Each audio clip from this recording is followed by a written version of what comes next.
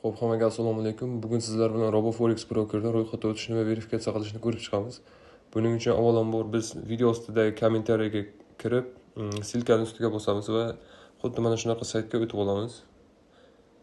Va bu yerdan pastdagi yashil knopka, ya'ni Open an account shu tugmani ustiga bosamiz. Xo'p, bu yerda email degan joyga emailimizni kiritamiz. Va bu yerda first name degan joyga esa ismimizni kiritamiz. Va last name degan joyga esa biz familiyamizni kiritamiz.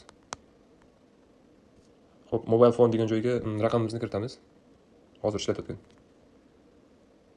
Va bu yerda agar men bilan hamkorlikda masalan qanaqadir pul ish yoki u narsada muammo bo'lsa, men bilan hamkorlik qilsanglar, qanaqa muammo bo'lsa, menga bemalol murojaat qilishinglar mumkin. Va bu yerda partner agent ID degan joyga SFTN. Va bu yerda ptichkani bosib register tugmasini bosamiz. Xo'p, bizda bu yerda akkaunt ochildi va bizning qiladigan ishimiz bu birinchi o'rinda verifikatsiyadan o'tib olish.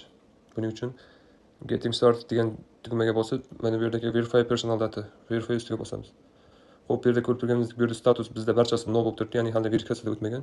Buning uchun verifikatsiyadan o'tish uchun ko'k ustiga bosamiz va bu yerda send kodni bosamiz va bu yerda bizga Gmailimizga xabar keladi, kod keladi. O'sha kodni bu yerga kiritamiz.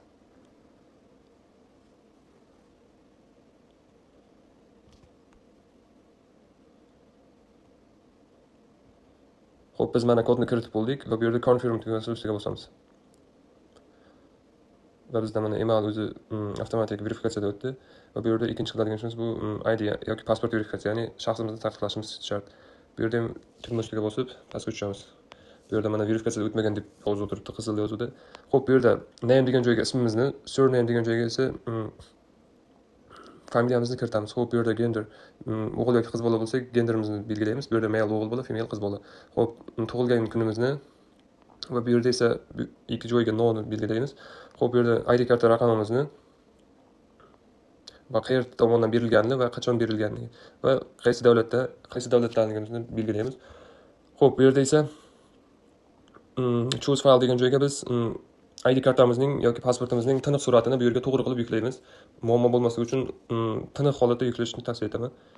Xo'p, ikkinchi qiladigan ishimiz bu adres verifikatsiya, ya'ni yashash joyini tasdiqlashimiz kerak. Bu yerda choose bo'limiga official residential registration shuni ustiga bosib, O'zbekiston va qaysi shahardanligimizni va adresimizni, keyin postkod, ya'ni zip kodimizni kiritamiz. Maslahatim buni MyGov'dan olishni maslahat beraman, ya'ni yashash joyi to'g'risidagi ma'lumotnomani. Xo'p, bu yerda choose file degan joyga esa shu MyGov'dan yuklab olgan PDF yashash joyi haqidagi ma'lumotnomani bu yerga yuklaymiz va send tugmasini bosamiz.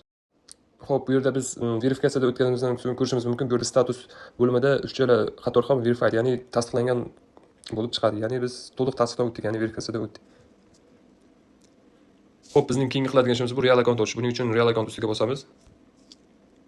Xo'p, bu yerda biz platformani tanlashimiz mumkin. Bu yerda MetaTrader 4, MetaTrader 5 yoki RoboForexning o'zining shaxsiy Stocks Trader platformasi bor. Bu yerda account type, bu yerda Procent, ECN, Prime, Pro. Bulardan to'rtalasidan birini tanlashingiz mumkin. USDT, currencyga USDT ni, leverage ga o'zingizlar xohlagandek kredit yetkazishni tanlashingiz mumkin. Bu yerda 1200 gacha tanlash mumkin. Xo'p, bu yerda pasport joyiga esa esimizda qoladigan parol kiritamiz. Ya'ni bu yerda katta harf va kamida 8 ta so'z, bundan tashqari bizda belgi va raqam ham bo'lishi kerak. Xo'p, partner agent ID. Men aytib o'tganimdek, men pulni yechishda yoki depozit qilishda muammo bo'lmasligi uchun mana shu paroldan foydalanamiz. Va confirm tugmasini ustiga bosamiz. Xo'p, real account ochgandan keyin qiladigan ishimiz bu depozit qilish. Buning uchun biz funds bo'limiga o'tib, bu yerda deposit funds ustiga bosamiz. Xo'p, bu yerdan biz shotni tanlaymiz. Qaysi shotga depozit qilmoqchi bo'lsak, bu yerdan biz ikki xil usulda Quick Payments va bank kartalari orqali to'lov amalga oshirishimiz mumkin. Bu yerda Quick Payments da Binance Pay yoki Definex ilovalari va bank karta o'tsak, bu yerda Mastercard, Humo, Uzcard va Visa orqali to'lovni amalga oshirishimiz mumkin. Bu yerda o'zingizga xohlagan, ya'ni o'zingizga kerakli bo'lgan, masalan, o'z xohlagan biror kartani tanlaysiz. Bu yerda Humo, Uzcard yoki Visani tanlashingiz mumkin. O'zbekiston hududida Humo va Uzcard keng tarqalganligi sababli Humo va Uzcarddan bemalol depozit qilishimiz mumkin. Buning uchun biz Humo ustiga bosamiz. Bu yerda minimal depozit 130 ming so'm. Qancha depozit qilmoqchi bo'lsak, o'shani tanlab olamiz. Masalan, 1 million desak, bu yerda continue tugmasini bosib, bemalol to'lovni amalga oshirishimiz mumkin.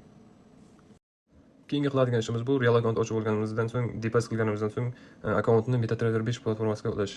Buning uchun biz MetaTrader 5 platformasiga o'tamiz va bu yerda RoboForex deb qidiramiz. mana chiqdi. Xo'p, bu yerda account turini tanlaymiz, pro yoki SN. Va enter login degan joyga biz mana bu loginni nusxa olib bu yerga joylaymiz va account ochayotganimizda yangi yaratgan parolimizni password degan joyga kiritamiz. Va hammasi tayyor bo'lgandan so'ng